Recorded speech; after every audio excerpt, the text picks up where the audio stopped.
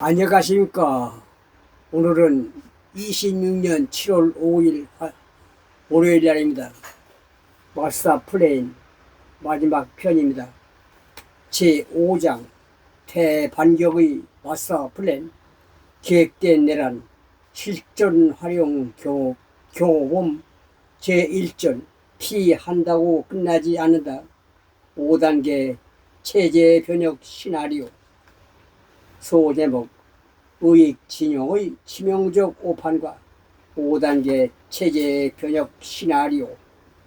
우익 진영 일각에서는 비상계엄에 선을 긋고 윤석열 대통령 개인과 거리를 두면 당과 보수 진영은 보존될 수 있을 것으로 오판한다. 그러나 이재명 정권의 1차 목표인 대통령 내란범 처벌이 완료되면 그 공세는 곧바로 국민의 힘으로 향할 것이다. 그들이 내란 벌이는 대한민국 체제 변혁이 완료될 때까지 결코 멈추지 않을 것이다. 그러므로 비겁한 도피와 꼬리 자르기라는 어리석은 환상에서 당장 벗어나 배시진의 각오로 굳게 뭉쳐 싸워야만 우리 모두가 살 수 있다. 1단계 대통령 제거와 정권 탈취. 비상계엄을 빌미로 대통령을 내란 협의로 구속하고 조기 대선을 통해 좌익 정권을 수립한다. 2단계 우익 진영 분열 및 내부 갈등 유도. 대통령을 내란범으로 확정한 후 그 풀의 힘을 우익 진영 전체로 확대한다. 윤석열 대통령은 내란 주도자, 국민의힘은 내란 동조 정당이라는 논리를 확산시켜 우익 정당 내부의 분열을 유도한다. 실제 국민의힘과 그 지지층 간에 윤석열 대통령과의 절연을 둘러싸고 갈등과 분열 현상이 일어났다. 분열된 상태에서 지방선거가 패하면 그 책임을 둘러싸고 더 큰 자중 질환이 일어난다. 장도경 물러나라는 것이죠. 제3단계 개헌선 확보와 헌법 개정 합의, 개정 발의. 국민의힘의 분열이 극심해지면 이탈자를 흡수하거나 의원정당 해산 등 다양한 방법을 통해 개헌선인 200석 이상을 확보한다. 이를 통해 체제 변형의 내용을 담은 헌법 개정안을 만든다. 이재명 정권의 헌법 개정안은 과거 문재인 정권 때 시도했던 것보다 월등히 파격적인 파괴적인 체제 변형적 내용을 포함할 것이다. 4단계 헌법 개정안 통과와 합법적 숙청. 헌법 개정안 통과는 체제 변혁의 대문을 여는 것에 불과하다. 새로운 헌법에 따라 본격적인 체제 바꾸기가 시작될 것이다. 수많은 법률과 명령, 조례 등 하의 법안들이 통째로 바뀌고 이에 따른 수많은 정책이 뒤집힐 것이다. 국민의 투표는 헌법이 바뀌는 것이므로 그들은 이를 자유민주주의 체제의 합법적 절차로 의장할 것이다. 헌법 개정 이후 자유민주주의 체제를 수호하기 위한 우익의 저항운동은 절제의 반헌법 세력, 반체제 세력으로 몰려 탄압을 받을 것이다. 습청을 받을 것이다. 5단계 체제 편협과 연배인자 통일 지향. 상당 기간의 체제 병역 과정을 거쳐 최종적으로 사회주의 체제를 확립하고 북한과의 연방제 통일로 나아갈 것이다. 결국 상황이 이러함에도 우파 진영이 대통령과 손을 긋고 소극적인 변명만 늘어놓는 것은 이재명 정권이 파놓은 5단계 체제 파멸의 무덤 속으로 스스로 들어가는 치명적인 차의 행위이다. 이에 도표를 넘치고 저들의 내란 음모를 국민 앞에 낱낱이 폭로하는 대반격이 나서야 한다. 2절 중립은 없다. 100년의 사상전이자 영적 전쟁. 소제목 본질은 정치투쟁이 아닌 사상전 체제전쟁이다. 본문 현재의 의기는 여야 간의 권력 갈등이나 특정 정치인 간의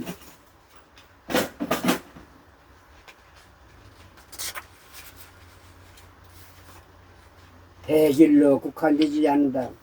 이는 1948년 건국 이래 지속되어 온 공산주의와 반공 자유민주주의 간의 사상전이자 체제전쟁이다. 그럼에도 불구하고 사회의 다수 지식인, 공무원, 종교인들은 이른바 중립성의 함정에 빠져 있다. 새는 좌우 양날개로 난다. 개본적 논리로 의익과 자익을 동반자로 간주하며 체제의 수호의 책임을 외면한 채 관망하는 태도를 취하고 있다. 좌익 세력은 흔히 새의 양날개에 비해 좌익과 우익은 동반자라고 주장하면서 왜 우익들은 좌익을 동반자로 생각하지 않고 척결만 외치느냐 항변한다. 새의 양날개는 동일한 목적, 방향으로 협력해서 나아갈 때만 동반자인 것이다. 만약 양날개가 다른 목적, 다른 방향으로 날아가려 한다면 그 새는 추락할 수밖에 없다. 이때 양날개는 결코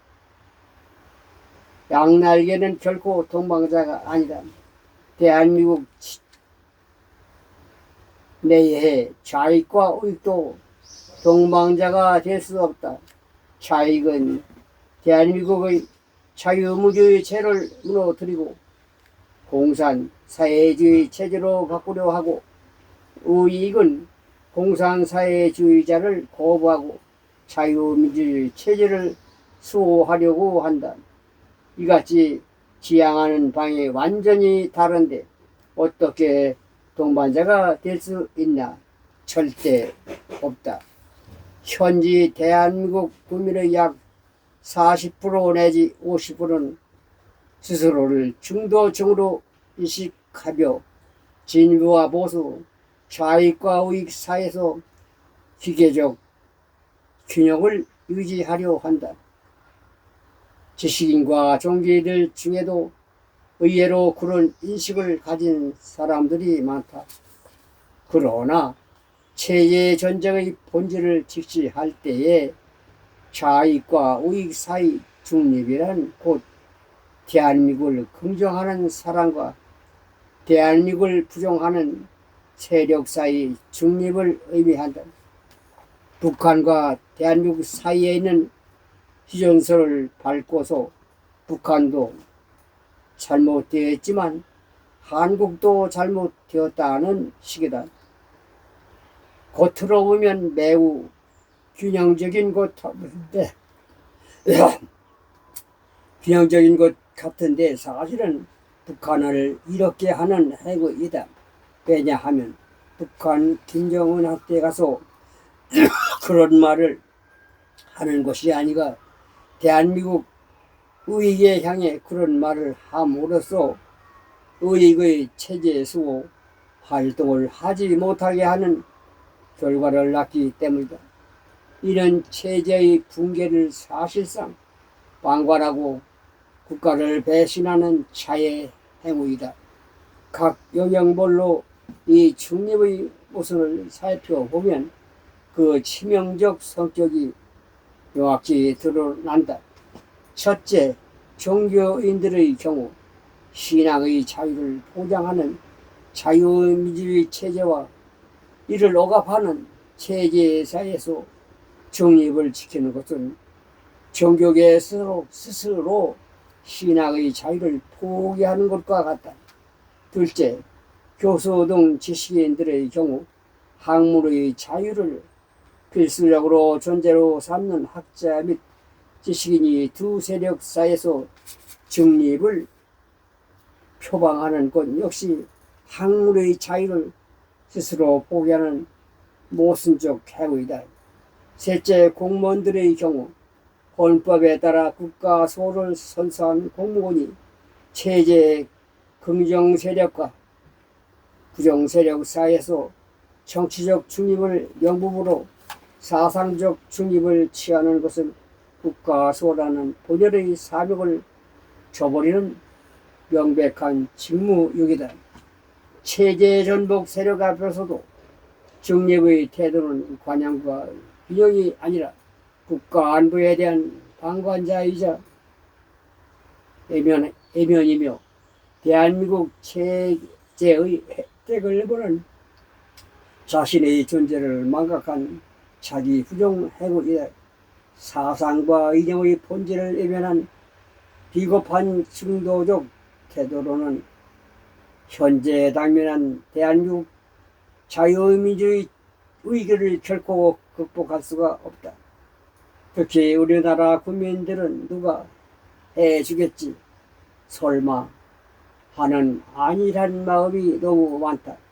더욱이 일반 국민들은 체제와 사상에 대해 무시한 비율이 절대적으로 높다. 지금 대한민국이 자유민주주의 체제 세력과 공산사회주의 세력 간 치열한 체제전쟁 중인데 제3의 줄이 없다는 사실 너무 모른다. 특히 공무원, 지식인, 종교인, 경제인 등 이 체제에서 가장 큰 혜택을 누리고 있는 자들이 너무나 무관심하게 관중석에 앉아 구경만 하는 비겁한 태도를 취하고 있다. 지금 대한민국 상황이 이토록 악화된 근본 원인은 정작 목숨 걸고 체제를 지키려 할 핵심 세력들이 체제의 수호에 모두 손을 놓고 방관하기 때문이다. 다음, 종교 분리와 거짓 프레임, 부수고 영적 전쟁에 나서라. 본문, 대한민국 자유민주주의 체제를 지키기 위한 공산주의 주체 사상과 체제 전쟁은 단순한 정치 투쟁이 아니다. 진리를 수호하기 위한 비진리와의 영적 전쟁이다. 주체 사상, 공산주의, 사회주의 등 반체제 사상은 단순한 경제 이론, 인물론이나 정치 이론이 결코 아니다. 이들의 본질은 하나님의 창조한 인간의 자유와 존엄성 그리고 창조 질서를 철저히 부정하는 반종교적 사상 사탄주의다. 6.25 전쟁을 겪었던 분들이 한결같이 공산주의는 악마다 라고 절규하는 이유로 바로 여기에 있다. 공산주의가 악마의 사상이 아니고서야 어떻게 공산주의 70년 역사 동안 사람을 학살하는 숫자가 1억 명을 넘을 수 있을까? 공산주의는 유물론을 표방하지만 이는 마르크스가 자본주의 멸망론을 유도하기 위해 겸허하게 인용한 의장 일원일 뿐이다. 마르크스의 내면에 깔린 기본 정신은 하나님과 인류 문명을 파괴하려는 끔찍한 사탄주의다. 그런데도 많은 국민들은 그들이 덮어쓴 진보, 민주, 인권, 평등이라는 화려한 양의 탈애소가 이들을 선한 세력으로 착각하고 있다. 다수의 종교인들조차 종교 분리라는 고집 프레임에 스스로 갇혀 체제를 지키기 위한 사상전과 영적 전쟁을 비겁하게 포기하고 있는 실정이다. 헌법상 종교 분리 원칙은 국가 권력이 종교의 자유를 부당하게 침해하지 못하도록 막는 보호 장치이지, 공산화라는 체제 변형으로 인해 신앙의 자유가 근본적으로 위협받는 상황에서 종교계가 침묵해야 함을 의미하는 것이 절대 아니다. 체제 전복 세력의 위험 앞에서의 침묵은 신앙의 자유를 스스로 혼납하는 자살 행위와 같다. 현재 대한민국 의기는 기독교계를 비롯한 모든 국민이 비겁한 수세식 태도에서 벗어나 체제의 수호의 최전선에 나서야 할 절체절명의 시점임을 강력히 촉구한다. 국가 안보와 체제 유지의 표란 끝 의지 앞에서 자유민주주의를 긍정하는 대한민국 세력은 전체주의 지향 세력의 사악한 모순에 맞서 확고한 사상적 무장을 하고 이 전쟁에 결사적으로 나서야 할 것이다. 제3절 이기는 싸움을 위한 실전 행동 지침. 첫째, 전세를 역전하는 프레임 전술. 수세에서 공세로 프레임 전술을 비밀. 코끼리를 생각하지 마. 코끼리는 생각하지 마. 본문. 미국의 작용 인지 언어학자 조지 레이코프는 저서 코끼리는 생각하지 마를 통해 정치적 프레임의 특성을 설명했다. 이 책은 선거 전 정치 심리전에 활용하기 위해 더불어민주당과 그 지지자들이 선거 때마다 빌덕서로 사화한 좌익 성향을 핵심 정치 전략서다. 누군가 코끼리라는 생각하지 마 라고 말하는 순간 듣는 사람들의 머릿속에는 오히려 코끼리의 영상이 떠오르는 인지적 특성이 있다는 것이다. 이것이 정치 영역에서 유권자와 일반 국민의 인식을 선점하는 특정 관점을 부여하는 프레임으로 의력이다. 프레임의 의력이다. 정치 전쟁에서 승리하기 위해 자신들이 유리한 프레임을 먼저 만들어 요하이 빨리 유권자와 일반 국민들의 머리에 심어주느냐가 관건이다. 이 이론의 핵심을 한마디로 요약하면 대중의 뇌를 선점하는 자가 승리한다는 것이다. 다시 말해 특정 정치 프레임을 대중의 머릿속에 먼저 정착시키는 쪽이 승리한다는 뜻이다. 왜 그럴까? 대중은 먼저 들어온 프레임에 따라 사물을 보고 판단하기 때문이다. 뒤늦게 제시되는 정보는 아무리 진실이라도 튕겨져 나가기 쉽다. 지금은 때늦은 진실보다 발빠른 프레임이 승리하는 이미지 전쟁의 시대다.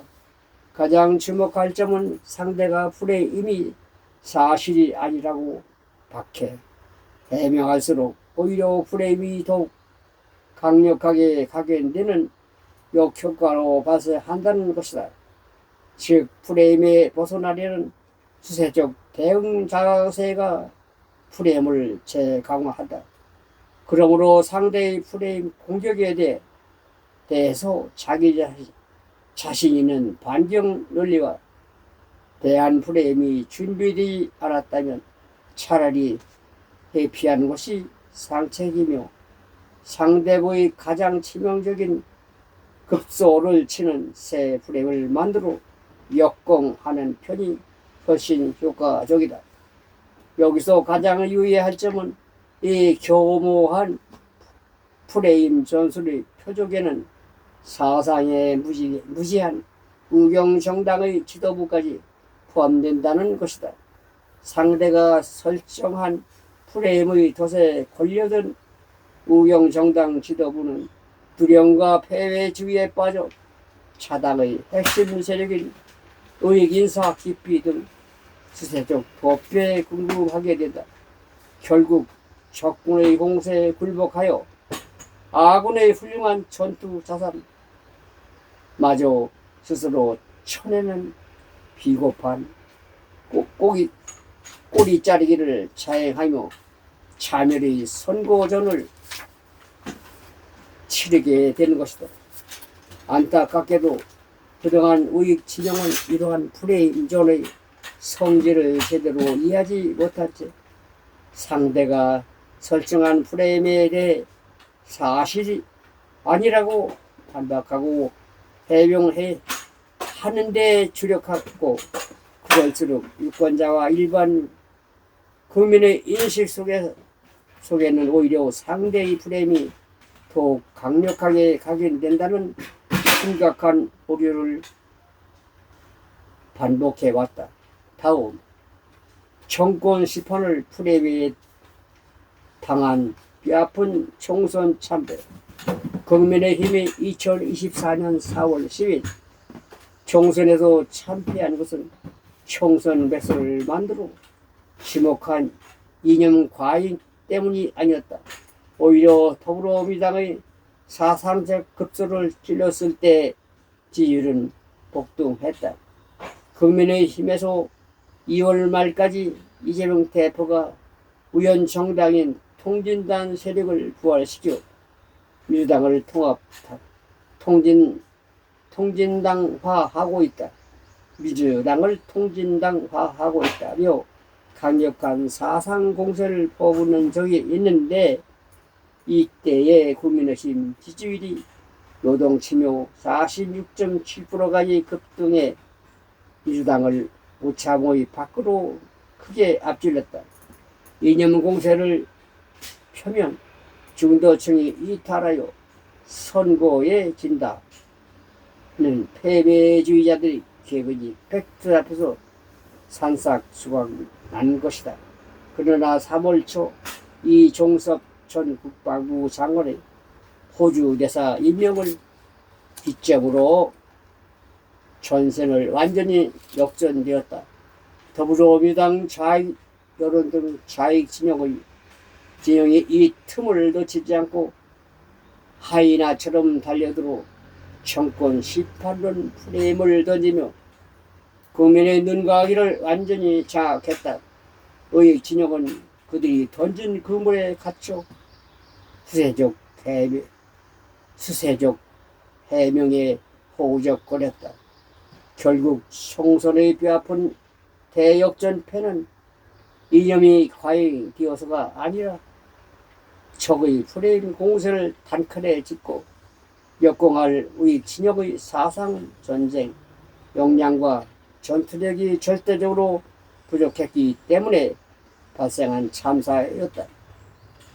그러므로 4월 10일 총선의 패배는 우익 진영이 사상전을 포기해야 할 이유가 아니라 오히려 뼈를 깎는 각오로 사상적 능력을 부각하고 결사적으로 무장해야 할 가장 절박한 이유인 것이다.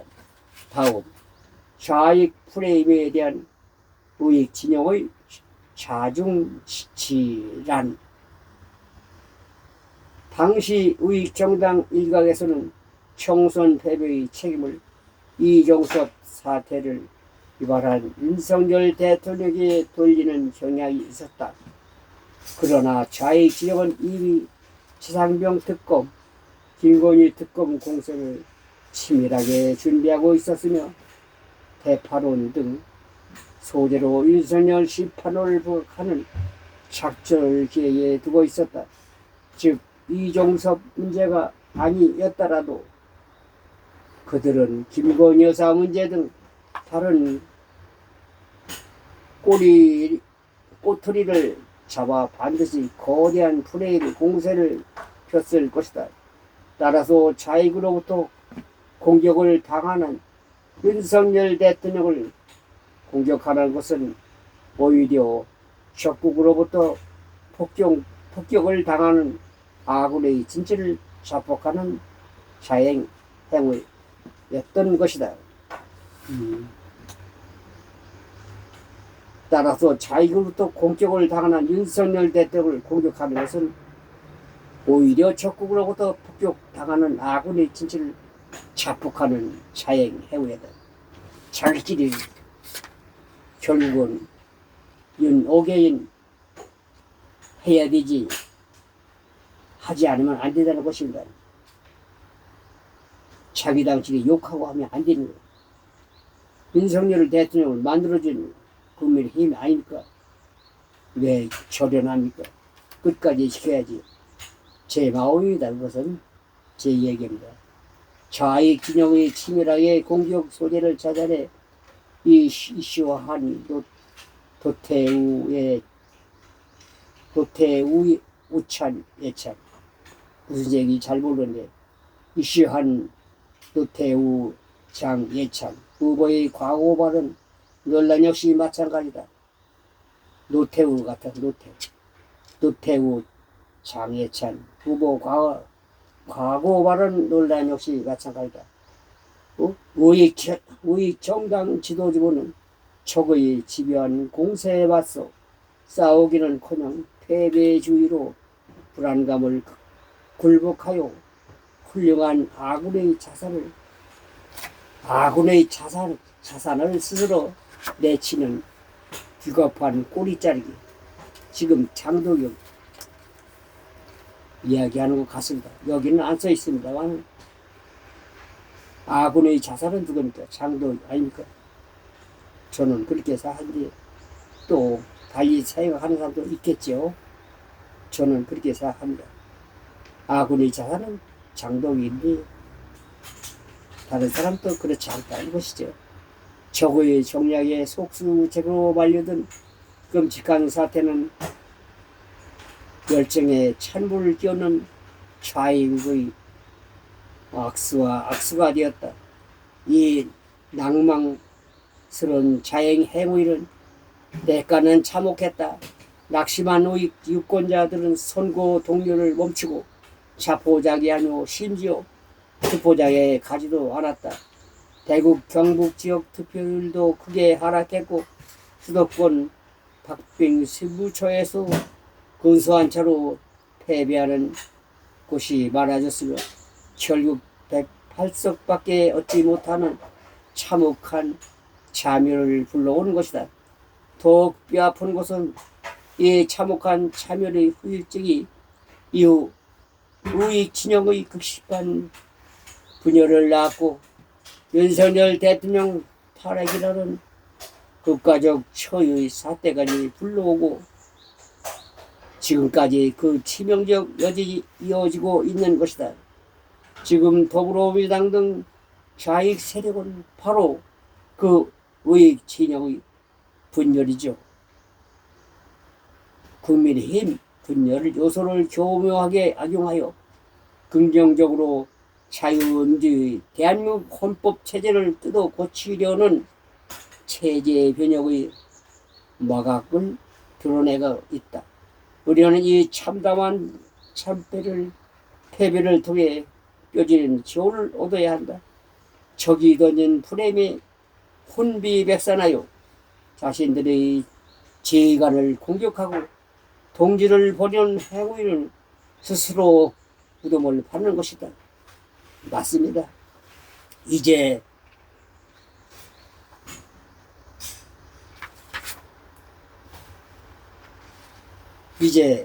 의익 정당 지도자들과 유권자들도 자익의 교묘한 프레임 전략을 철저히 학습함으로써 전략적 마인드를 가지고 감정적 융단폭격과 내부를 즉각 멈추고 이른바 단일 대오로 맞서 싸우는 강력한 전투력을 키워야 한다.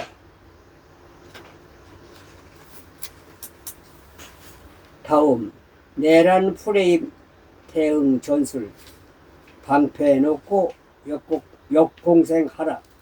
비상계엄 선포 직후 종북 좌익 세력은 즉각적으로 비상계엄은 내란이며 윤석열은 내란 수계다라고 프레임을 설정하고 대대적인 공세를 벌였다. 이에 대해 국민의힘과 우익을 지지하는 사람들은 헌법과 법률을 근거로 비상계엄은 통치 행위이므로 내란이 아니다. 무력 행사가 동반되지 않는 내란은 성립할 수 없다. 무력 행사가 동반되지 않는 내란 성립할 수 없다며 방어적 해명에만 치중했다. 그러나 좌익 세력이 내란 프레임을 제기한 이유는 그것이 법리적으로 내란 욕구를 충족해서가 아니라 윤석열 우익 정권을 무력화하고 무너뜨릴 수 있는 가장 효과적인 정치적 무기이기 때문이다. 알면서도 그렇게 한다는 것이다. 정부 전복 체제 혁명 세력에게 절차적 합법성 여부는 전혀 중요하지 않다. 정부 정복 체제 전복을 묘하이 이룰 것이냐 목적이 중요하다. 따라서 비상계엄은 합법이다 라고 아무리 논리적으로 해명하더라도 그들은 듣지도 않을 것이고 오로지 국민들에게 내란 프레임 심기를 중단하지 않을 것이다.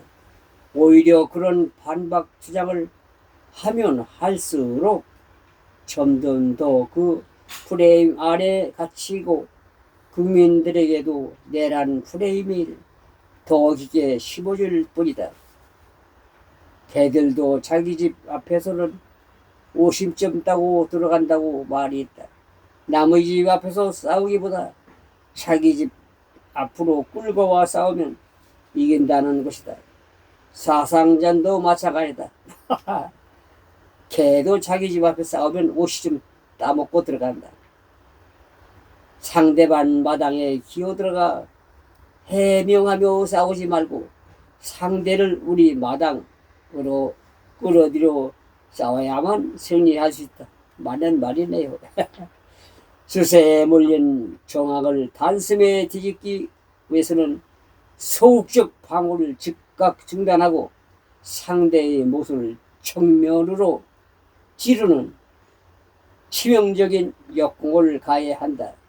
즉 우리에게 유리한 프레임을 만들어 역곡하는 역프레임을 전술을 적극 구사해야 한다. 의익 진영은 우리는 내란을 일으키지 않는다고 수세적으로 비겁한 항류를 즉각 중단하고 다음과 같이 공세적으로 논리를 완전히 전환해야 한다.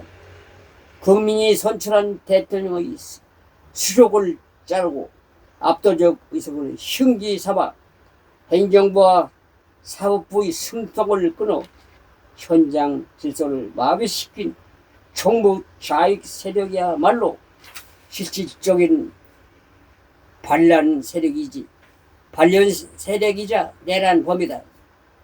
당신들이 내란 범이다.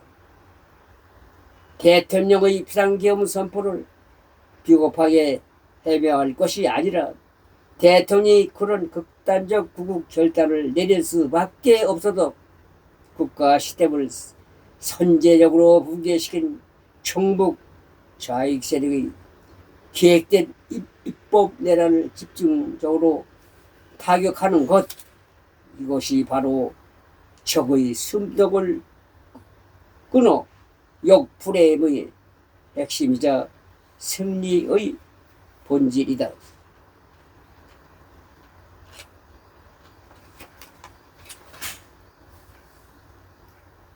다음은 급소를 집중 타격하는 송곳 전술과 밑둥치 전술, 역프레임이 실질적인 폭발력을 발휘하려면 첫째, 공격 역량을 한 곳에 집중하고 분산시키지 말아야 하며, 송곳 전술 둘째는 상대의 급소를 찾아 지속 반복적으로 공략해야 한다. 밑둥치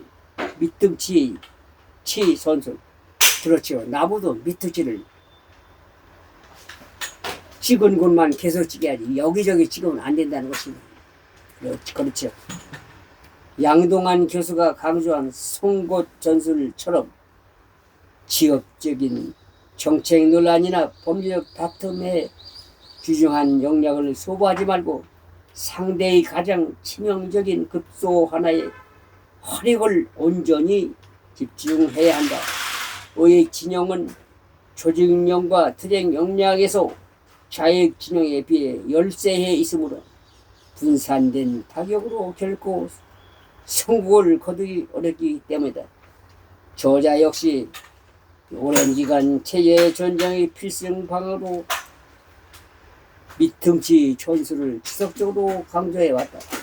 나무꾼이 도끼로 나무 밑둥치를 쓰러질 때까지 100번, 1000번 거듭해서 내리찍듯 체제 전쟁의 승리 전략도 지역적인 전쟁 논란이나 법리 다툼 같은 나무 잎 따기, 잔가지 꺾기 수준의 논의의 역량을 소모해서는 안 된다. 오직 상대의 가장 치명적인 사상적 급소 밑둥치를 정확히 찾아내어 완전히 무너질 때까지 같은 곳을 지속적으로 반복적으로 타격해야만 한다. 맞는 말씀입니다. 한 곳에만 찍어야 돼. 여기 찍었다, 저기 찍었다면 나무는 안 쓰러집니다. 그렇다면 종북 좌익 세력의 가장 핵심적인 밑둥치는 무엇인가? 바로 그들의 공산사회주의 지향성 사상이다. 공산사회주의 지향성 사상.